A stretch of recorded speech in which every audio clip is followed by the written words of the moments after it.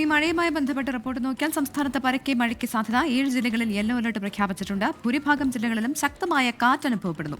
പലയിടങ്ങളിലും ഒറ്റപ്പെട്ട മഴ ലഭിക്കുന്നുണ്ട്. ഉമേഷ് ബാലകൃഷ്ണനാണ് തിരുവനന്തപുരത്ത് നിന്ന് ചേരുന്നത്. ഉമേഷ്, എങ്ങനെ വേനൽ മഴ തകർത്ത് പെയ്യുകയാണെന്ന് മനസ്സിലാക്കുന്നു? ഏതൊക്കെ ജില്ലകളിലാണ് അലർട്ട് നൽകിയിട്ടുള്ളത്? എങ്ങനെയാണ് വിവരങ്ങൾ? നാശനഷ്ടങ്ങളും ഉണ്ടായിട്ടുണ്ട്. നിലവിൽ അലർട്ട് ഉള്ളത് 7 ജില്ലകളിലാണ്. തിരുവനന്തപുരം, പത്തനംതിട്ട, എറണാകുളം, തൃശൂർ, പാലക്കാട്, മലപ്പുറം, വയനാട് ജില്ലകളിലാണ് യെല്ലോ അലർട്ട്. ഈ ജില്ലകളിൽ 24 മണിക്കൂറിൽ 64 മില്ലിമീറ്റർ മുതൽ 115 മില്ലിമീറ്റർ വരെ മഴ ലഭിക്കാൻ സാധ്യതയുണ്ട്. നിലവിൽ ശക്തമായ കാറ്റ് പലയിടങ്ങളിലും ലഭിക്കുന്നുണ്ട്.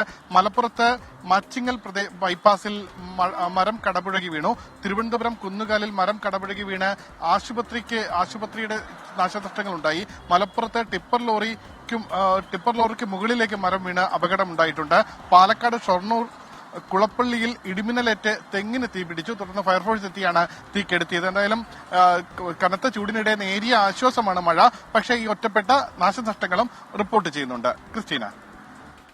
ശരി, ഉമേഷ് ബാലകൃഷ്ണനാണ് തിരുവനന്തപുരത്ത് നിന്നും കാലാവസ്ഥയുമായി ബന്ധപ്പെട്ട ഏറ്റവും പുതിയ വിശദാംശങ്ങൾ നൽകിയത്. എന്തായാലും ജാഗ്രത പാലിക്കേണ്ട സമയമാണ്. വേനൽ മഴയോടൊപ്പം ചിലപ്പോൾ ഇടി ഉണ്ടാകാനുള്ള സാധ്യതയുണ്ട്, മിന്നലുണ്ടാകാനുള്ള സാധ്യതയുണ്ട് ചിലയിടങ്ങളിൽ. അപ്പോൾ വേണ്ട ജാഗ്രത പാലിക്കുക. പുറത്തിറങ്ങുമ്പം കുടയൊക്കെ ഒന്ന് എടുക്കുക. രാവിലെ നല്ല വെയിലാണ് എന്ന് കരുതി മഴയൊന്നും ഇല്ല എന്ന് കരുതി പോകരുത്.